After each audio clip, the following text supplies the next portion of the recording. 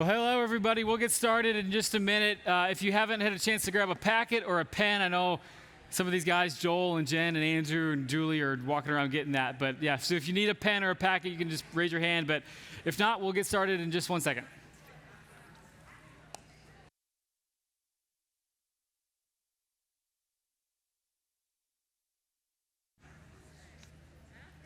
Well, it feels like we're ready to get started. So let's get started. Let me just open this time just in a word of prayer together.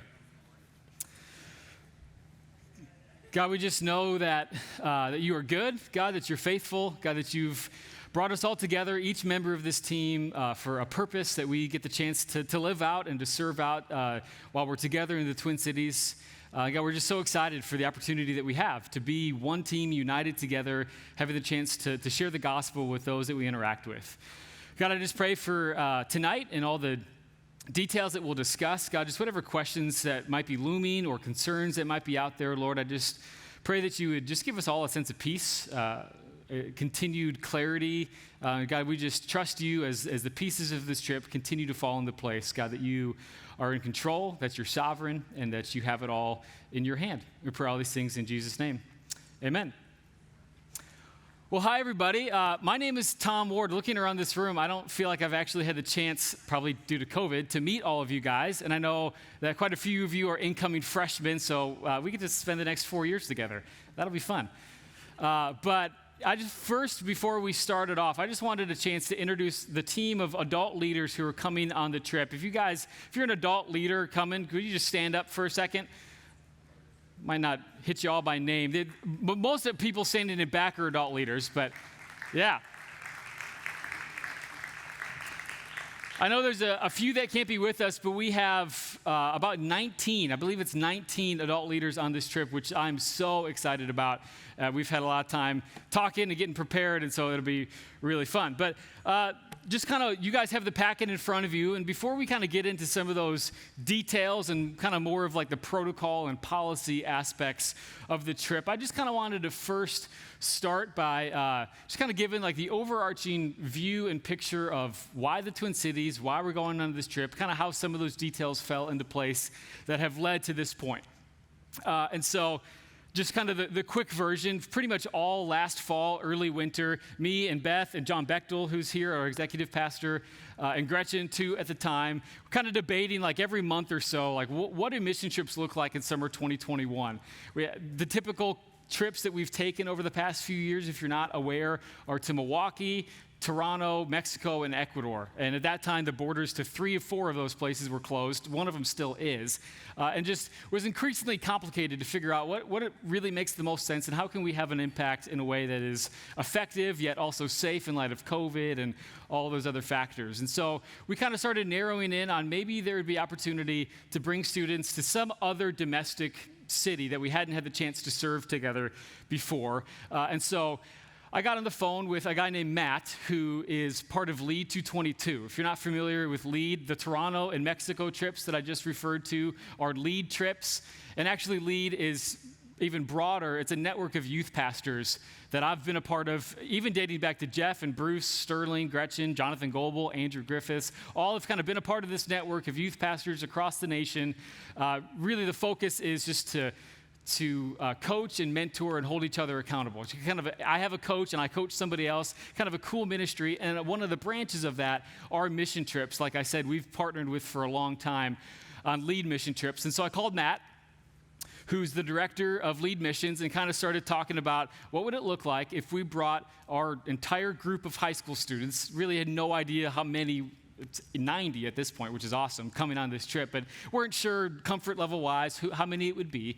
But what would it look like if we brought our group together to one city, somewhere in, I kind of spelled out like a 6 to 8 hour driving range, like nothing quite too close that like mom and dad show up, you know, but like we didn't want to drive to California either because that's a little ridiculous. And so Matt actually lives in the Twin Cities. He used to be a youth pastor. He now is full-time on LEAD 222 staff, has hosted countless mission trips in the Twin Cities. And his first thought after kind of listening to kind of our hope of what we could provide this summer was like, dude, you guys should come to the Twin Cities. And I was like, I never really thought of that. It didn't sound as cool as Mexico maybe did. I don't know.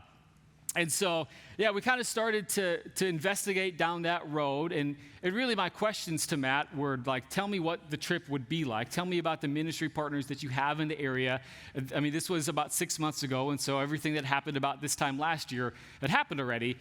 So there was a little bit of, I had some questions, of course, but Matt began to kind of really share the heart of the partnership that he has specifically and Lead 222 has kind of, broadly within different ministries in Minneapolis and St. Paul. And we'll talk in more detail about kind of the places that we've identified in St. Paul that we'll serve with next week.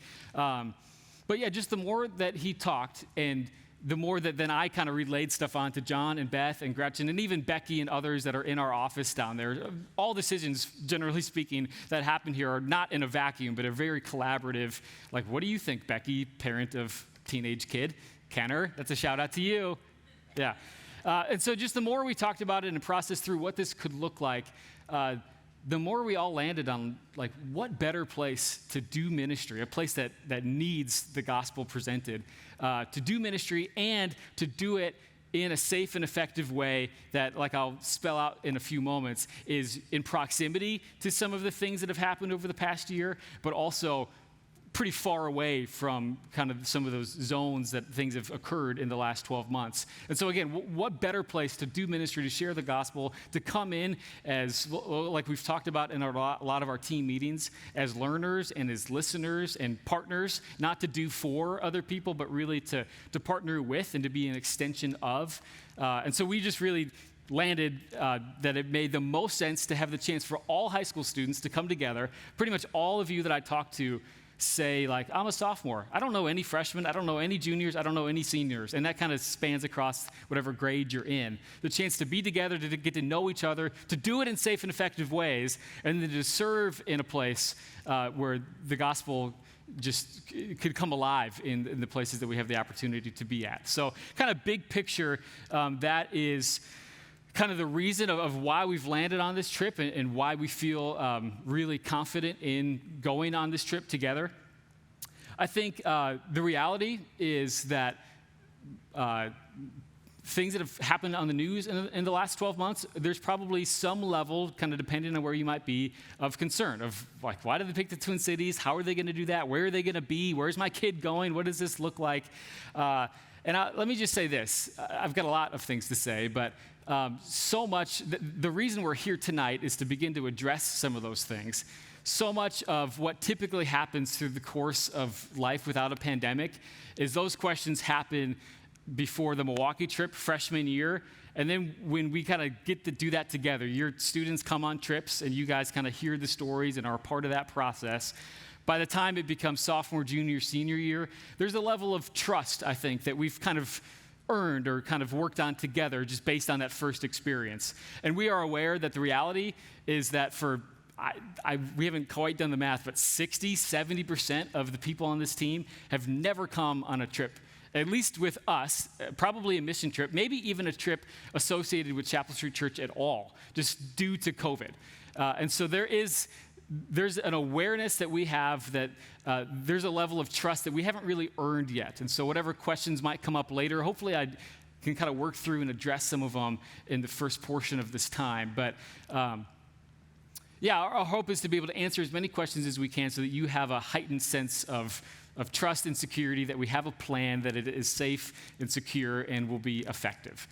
And so, I think that is, I just want to make sure there's nothing else I wanted to touch on in kind of that broad portion. And at the end, we'll be together here for a little bit, and then after a while, we'll send the students and some of the leaders off the T-shirts. There's dinner there. You're going to go eat outside and play a game. But we're going to kind of work together through that packet first, and then afterward, John is here. He'll kind of be running the mic around so we can do some Q&A and answer any questions related to kind of the general why we're going on the trip portion or the kind of the more protocol portion that we'll cover in the packet. Do you guys feel like I missed anything on that portion? Cool. Okay, so if you want to dive in, actually first, you guys have the map, the copy of the map, right? There's no map. if we could work on the map, I was going to start there, but I think the key thing that you'll learn about going on a mission trip is flexibility, and this is a great example of what that is. And so we'll be flexible. Let's dive right into the packet. This, alongside of some of the other, I guess let me say one other thing about kind of the safety aspect of the trip too. I think the process of what this has looked like is a lot more like in the news than typical, but kind of the steps and procedures that we followed to ensure that we're bringing our team to places that we know are safe, that process isn't any different than what it would be on any other trip. The only difference is that we have a history of returning back to the same locations. Chapel Street has not sent a team to the Twin Cities in this capacity before, but Lead 222 has. And so part of why we picked them and that partnership was really to lean on that relationship and that level of trust there. And so yeah, again, some of that process looks the same. It just is a little different in light of the news and different things like that. So, okay, let's dive into the protocol piece. Of course, this has been another huge component of what we have been debating and discussing for probably prior to even canceling trips this time last year. So I won't read this all word for word, but we'll kind of touch on some of the main points here. And so, again, the first point, really this was, in a lot of ways, joint decision-making with Lead 222. They had some different things that they felt like on their end made sense, and so did we, and we were able to kind of work together and make a plan and policy that we both felt comfortable with, and we both felt like would allow for our team to be safe and for health to be a primary concern that we have. So mask, that's been a question we've debated for a long time. Obviously here at Chapel Street, our policy is that masks are optional. There's no level of judgment or anything along those lines. If you do choose to wear a mask, that will be repeated on this trip, with the exception of if there is some place we go to in a city, some organization that we serve with, or if there's times where our leadership just feels like it makes the most sense to at least begin wearing masks. If that means going into a market or interacting with somebody on a street corner that we just don't really know if they're wearing a mask. I mean, kind of some of those different conversations that we've had with our adult leadership team and will continue to have. There is a level of discretion that we're kind of asking that we all kind of abide by. And really the heart behind that is how can we come and love our neighbors the best, the most effective way, not put up any barriers or any walls, really prioritizing loving our neighbors over the personal liberty side of things, which it's obviously a very heated conversation in our culture right now, but we're always going to tend toward what's the most loving thing that we can do for this other person. And if we feel comfortable and everybody's fine with that, then masks will kind of become optional again in all those different scenarios, and we'll operate like that throughout the week. Departure day, I don't think any of this information is very new if you've done the camp out or the winter retreat-ish that we did, whether middle school or high school. When we meet in the parking lot, which will be at South Street, I'll touch on that later, we'll take temperatures, and there's just a basic health screening questionnaire, just basic symptom type things which you do like every day at school. And obviously, it's kind of some of the details of what that looks like are spelled out there. So we'll do that in as efficient way as we can. We'll meet inside to help, like the sun isn't beaming on your head and you all of a sudden have a fever or whatever. We'll try to do that with as much wisdom as we can before we leave. And then during the trip, every morning around breakfast time, we'll do another temperature check. And if for some reason that is higher than the 100.4 that's listed, then we'll kind of get back into some of that symptom screening and trying to evaluate stuff.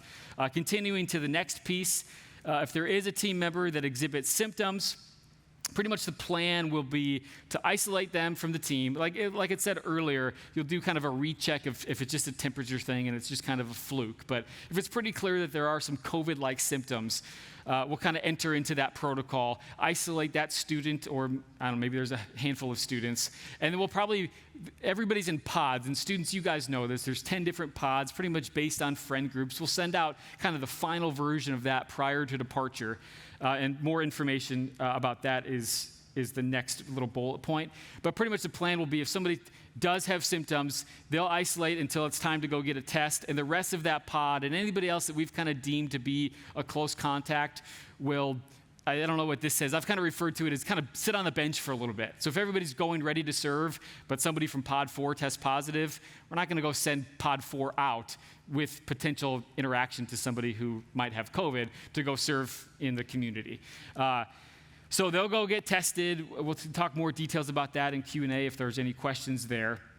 And then, unfortunately, if somebody does test positive, based on kind of the structure of pods, that will require that the entire pod and any close contacts with that student who tests positive would be sent home. And we'll kind of figure out some of the details of that, likely based on pods driving together in vans. It probably means a whole van going home. And then the other component of that, and sorry if I'm moving quickly, but want to give you time to ask questions at the end. That last component in that COVID symptom positive test section is if somebody would like to show proof of vaccination, and that is at least 2 weeks after your second shot, then we would try to make accommodations for you to be able to stay. Some of that depends on space in vans and leader ratios and sleeping room dynamics and some of those types of COVID-y things. But our goal would be if you present that, and you don't have to, but you'd be able to, that we would try to work with you and your parents to make staying happen if you so desire. The next section on the next page is about the pod system. This is not new to us. We did this on the different retreats we did throughout the year.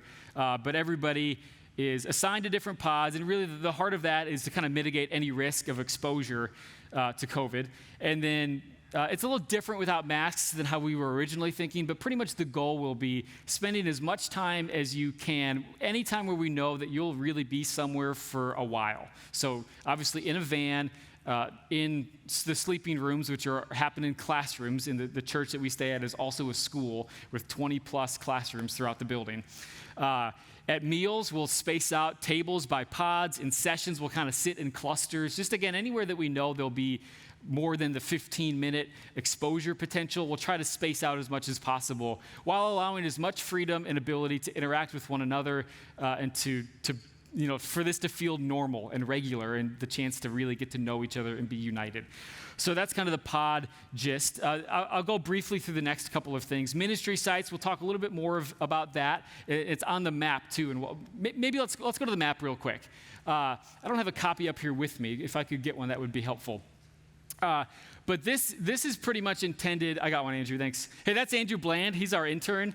This really just this month, and he goes to Bethel up in Minnesota, so he's been somewhat of a resident expert of the Twin Cities. So, Andrew, I put this map together. It's not super, it's just a Google Map screenshot with some little dots on it, but just intended to kind of show you the different places that we'll be spending the bulk of our time. In the bottom right, and if you are watching the recording of this, sorry you guys are here. This is a PDF that was sent in the email, and the packet that everybody's following along with, also a PDF, so you can look at that if you're confused. But this, going back to the sheet, in the bottom right corner is New Life Church of Woodbury. That is our home base. That is where we sleep, eat, have sessions, do the bulk of our free time. We'll be there a lot. And as you can tell, that is in Woodbury, which is a southeast suburb of St. Paul, and is far from the cities in terms of proximity. I mean, it's about a 45-minute drive plus. Correct me if I'm wrong, you Minnesota guy back there. But it's about a 45-minute drive from the heart of downtown Minneapolis. So it's quite a distance away. The two places on top, you see the top, kind of in the middle of the map, the top one is Pain Reliever Church. Seniors, that is where you guys will be serving on Tuesday and Thursday. On Payne Street, and then the other one that's near it, that is Godtown. That's their headquarters. They do ministry all throughout that community, throughout that neighborhood. That is where the majority of our teams will be kind of spread throughout that neighborhood doing ministry. We'll talk a little bit more specifically about what that looks like in the schedule in a few minutes, but block party type stuff, homeless ministry, community gardens, street evangelism, a lot of that type of like inner city, urban context, urban ministry type experiences is what we will do. The very bottom of the left side of the map, that's the Mall of America. We have intentions of spending part of our free day there on Friday. We'll talk more about that in a little bit. Working up, the far left is the location that we've identified to go to on our free day for the beach. It used to be called Lake Calhoun. I can't pronounce it correctly. Andrew, help me out. Baramakaska. It's a lake. It's a great location. Andrew's been there. John's been there. The next one to the right is the Midtown Global Markets. We'll talk more about that in the schedule. And then above it is the Wooddale Church campus that we'll visit for a couple hours, I think, on Monday. And again, we'll talk about some of those things in a little bit. But just want to reemphasize in the ministry sites aspect of this, that these are not random places that we pinned on the map and thought, oh, it'd be cool if we brought some teenagers from Chapel Street, from Geneva and St. Charles and Batavia and whatnot to go serve in how about this place? Like these are, I just want to reiterate again and again, these are long-standing relationships with Lead 222, whom we have a long-standing relationship with. Lead has served with these ministries time and time again with many groups just like ours. There's actually another trip that's very similar to ours with 8 different churches at the same church serving in the same areas a month after we leave. So this is a system that we did not just create for us. We kind of created our own version of it in terms of just our group just together. But they've done this trip every summer outside of last year. For several years in a row, serving with these same ministry partners. Godtown, Pain Reliever Church are the 2 primary places that we'll serve together.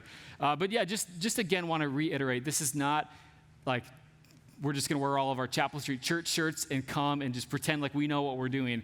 Our heart and our goal, the purpose of what we'll do when we're serving with these ministries is to partner with and to serve with what they are already doing and what, frankly, God's already doing through them in their area. Just here, we talk about being a chapel on your street for where you are. These people are doing that on Payne Street, where Pain Reliever Church is, and I think it's Dale Street, where Godtown is. That's already happening, and so when we get to go and serve with these people, people aren't like, who are all these people coming from this, who are all these teenagers or whatever? They see Godtown representatives and Godtown staff, and they know, oh, this is Godtown. We know these people. We trust these people. They take care of us. They feed us. They do different things to serve us. And so they'll view our team, again, not as Chapel Street Church, white suburban kids, but as an extension of the ministry that they already know and trust. And so, again, that safety is our primary concern. That's why we are serving in St. Paul within proximity to different things that have happened, but still yet a good ways away from kind of the heart of where some crime has happened, but in an opportunity to partner with and to serve with people who are doing great gospel work. And just one more note on that. In March, me and Beth and John and Gretchen at the time went up there. We were at Godtown. We were at Pain Reliever Church. We met with Pastor Thomas at Pain Reliever Church. And the main guy at Godtown wasn't there that day, but we met with the other guy. We've been on many Zoom calls with John, who's the main guy.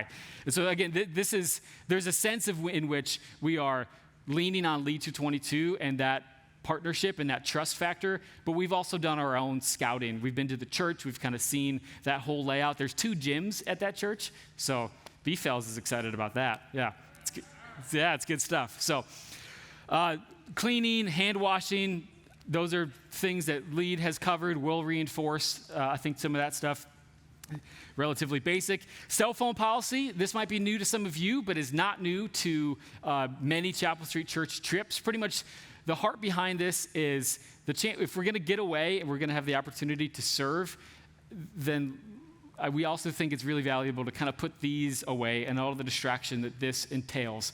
To really focus on what God might be doing and saying, to focus on building relationships with one another, and to focus on having our eyes open to what's happening in the different places that we're serving. So this kind of spells out what that looks like. Students, we talked about this in one of the meetings, but leaders will at all times have cell phones. There's emergency contact information, I believe, on the next page.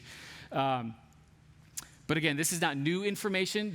We don't feel any safety risk or concern here. Your students, when they're serving in these different areas, will not just be with like 4 other students. There will be a leader with them in close proximity at all times. If anything ever happens, there's emergency contact below, but all those leaders, we have a big group me thing set up. They'll have my phone number. My phone will always be on. Their phones will always be on. Hopefully I'm spelling that out clearly.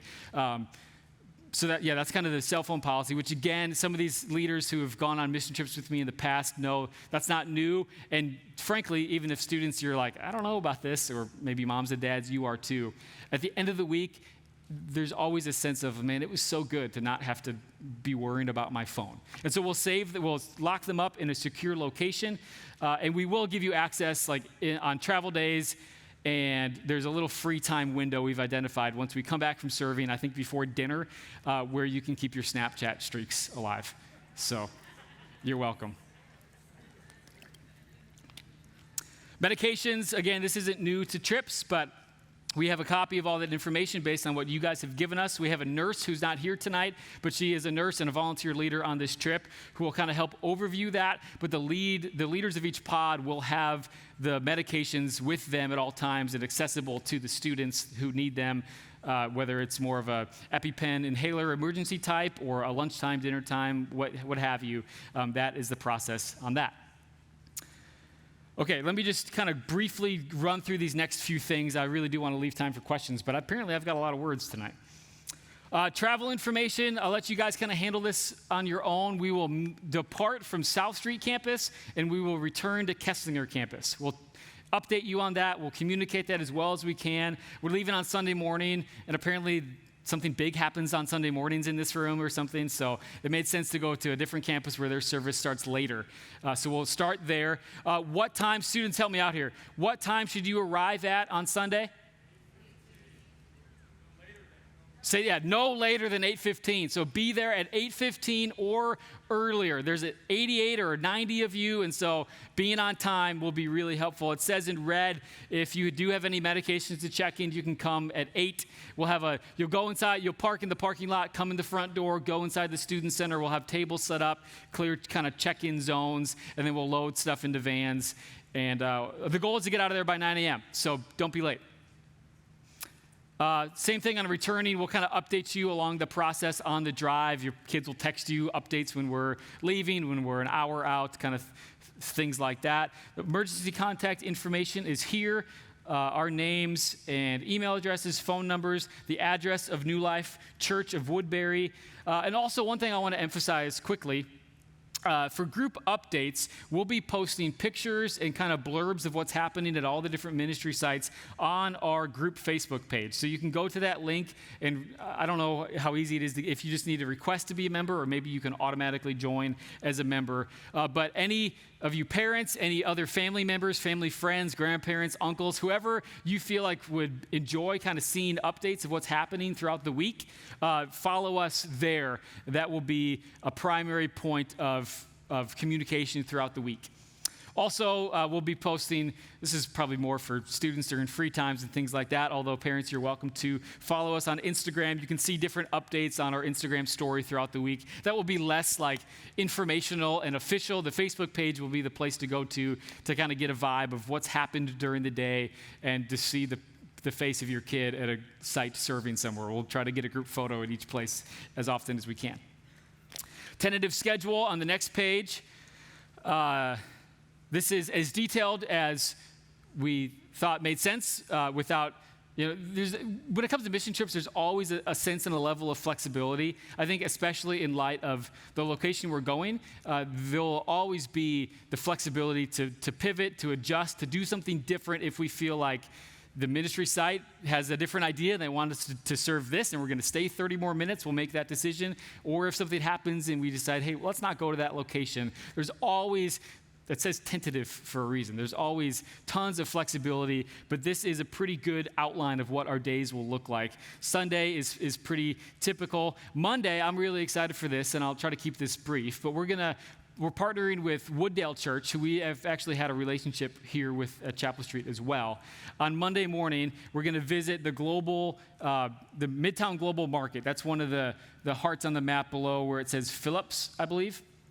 That is several blocks of different ethnic markets, and we'll divide you guys into 3 groups. Somebody who's very familiar with that area will kind of give an overview of what it's like and how that was developed and kind of what the objective of ours for the day will be. But we'll divide into 3 groups, and one group will go to a Somali market, one group will go to a Hmong market, and the other group will go to a Hispanic market, I believe. There's a few other ones, but those are the 3 that we've picked.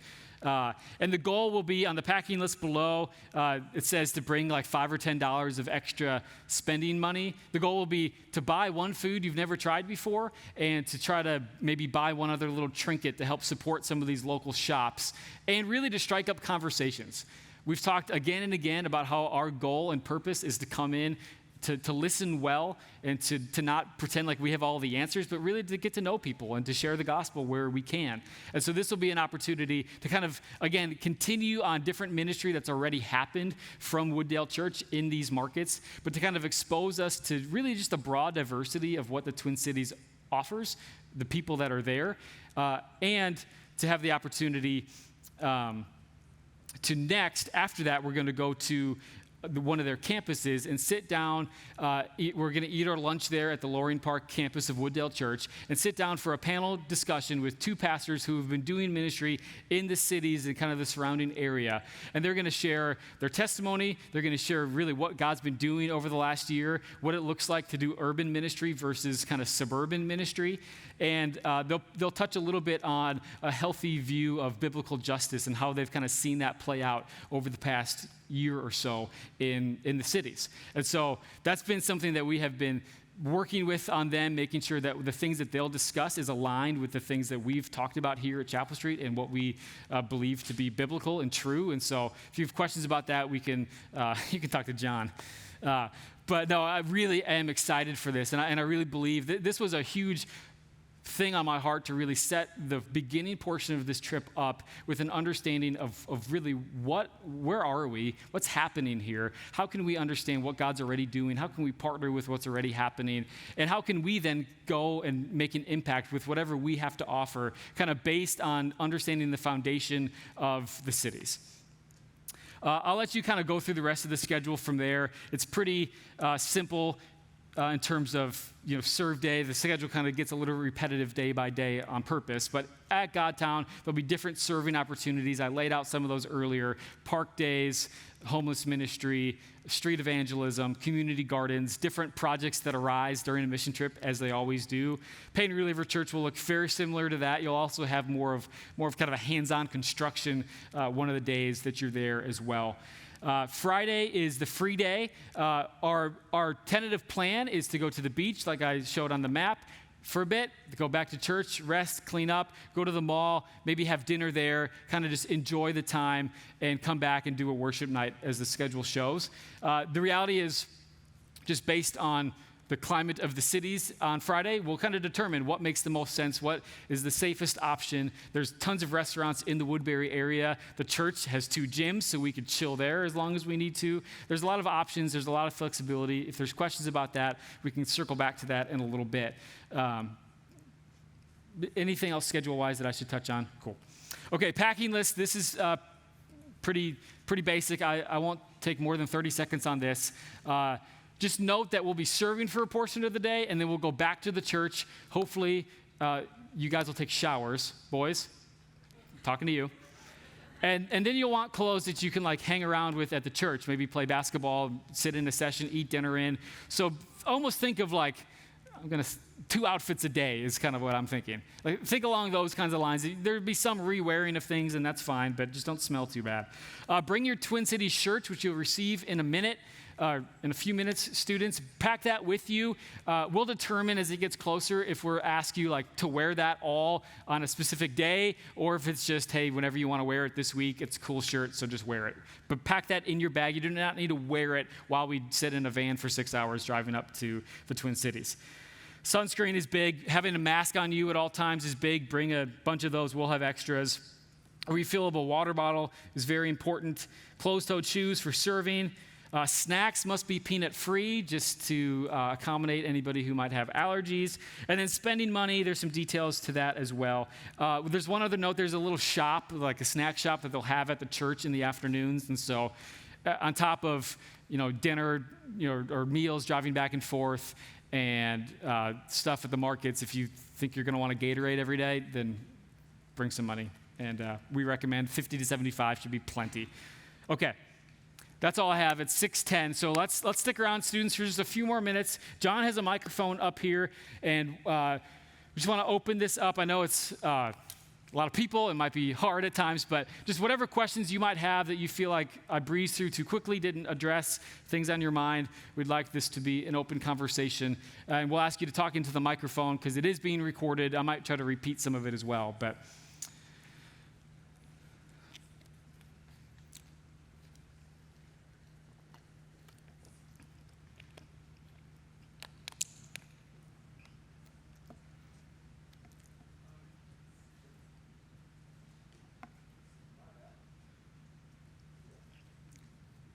So we had talked about going to the George Floyd place. Are Yeah. we not doing that anymore? it's a great, we will not be going to the George Floyd Memorial. Actually, some city workers began to kind of disassemble that a couple of weeks ago. The road is still not open there, but at no time when we're anywhere within the Minneapolis area, which will pretty much exclusively happen Monday, we will not be near the George Floyd Memorial within any proximity. The places that we're going to, just want to emphasize, you made me think of this, we're going to on Monday morning. And so like all the conversations and questions that I've asked about like what are the global markets like right now, the answer is they're safe pretty much all of the time, but especially at 10 a.m. on a Monday, there's not a lot of activity going on in a city at 10 a.m. on a Monday. But for no reason will we be within near proximity of the George Floyd Memorial site. That was kind of mentioned in passing maybe one or two times. We did visit that ourselves to see what it was like, but we have chosen that is not a wise choice to get near there. That's a good question. Thanks, Todd.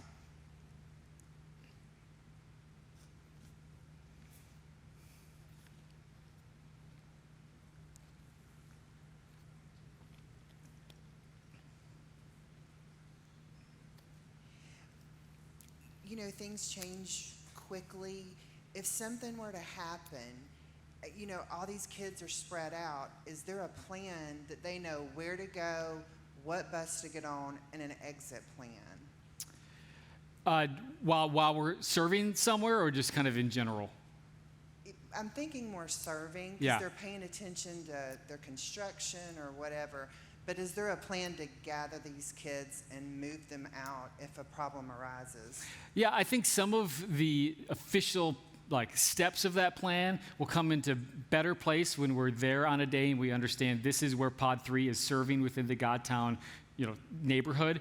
But the vans that will drive will be there. There'll be at least one leader, often two leaders together. And so if something does happen, there is great communication between our leadership team to be able to assemble and say, okay, let's load up. No matter what you're doing, stop it. And the home base would be New Life Church in Woodbury, just because of the proximity, how far that is from everything else. The goal would be, if we need to load up and get there, that will be our step, and we'll kind of assess what the next step is from there. But does that help answer? Beth, would you add anything to that? Our leaders will have keys to the vans. Yeah, the leaders that will be serving with students in the pods, in the different serving locations, will be the drivers of they're 12 and 15 passenger vans. It's not like a school bus or a coach bus. So there's a lot more, I think, flexibility and freedom to kind of be like, makes sense to, and that would happen, obviously, the place we're going to, there's a heightened sense of concern. But that would happen on different trips to different locations in Milwaukee and Toronto. If there's ever a sense of I'm not sure if this feels safe, we would just go a different direction.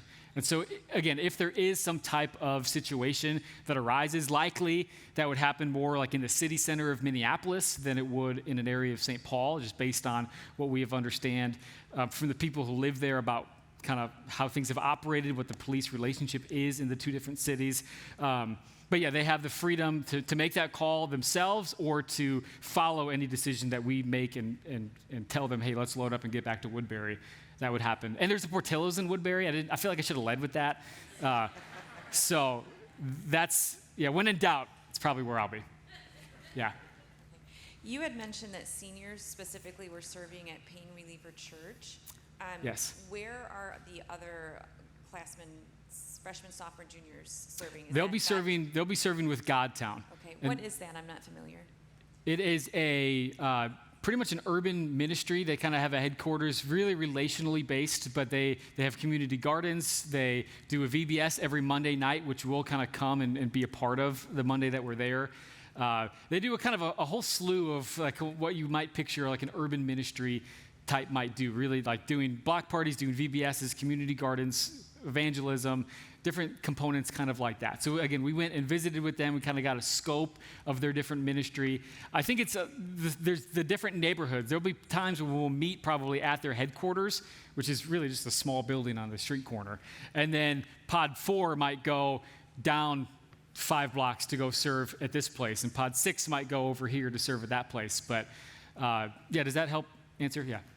There's one here, but there's one back there first. But John, just so you're aware. When we bring them Sunday morning, you mentioned check-in tables. Yes. Should they take their luggage in with them, parents in with them, or how do you want it to flow? You know, the great thing about Beth Miller and Jen Mamiga is that they know details to those kinds of questions better than I do. It would probably make sense to leave your luggage somewhere outside in the parking. I would say don't pull up kind of in that front ramp of the building. We'll either have vans there, or it'll just be nice to have space. If you could park in the lot, and then maybe you can leave your bags up front, go check in, and kind of come do that. Any medications you need, bring them inside. But that would be my it'll look more official by this time next week. They're good at that kind of stuff. Could you just identify which heart is Godtown, please? Yes, there is kind of right in the middle. You see the Science Museum of Minnesota. Above that, it says Thomas Dale. That heart, that is Godtown. You see that? Yep, got it. And then the other one that's just up to the right of that, that is Pain Reliever Church Seniors. That's where you guys will be. I believe off the top of my head, the Google mapping that I did a few months ago, that is in the 10 to 15 mile range from like the city center, George Floyd Monument area, which again in a city is quite a bit of proximity.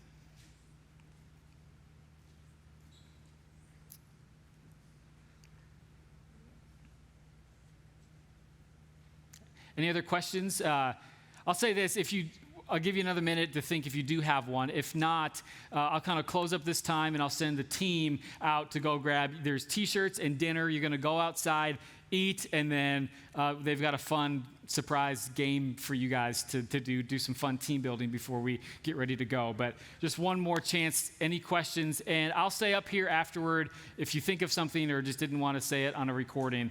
Me and Beth and John will be up here to answer any questions. Cool. All right, team, you guys are free to go. Go out this door by Vince. Vince, raise your hand. Raise it high. Go out that door and kind of go through the process of getting your shirt and your meal and all that kind of stuff, and we'll see you outside in a little bit. Parents, again, I think, Stephen, you can kill the recording.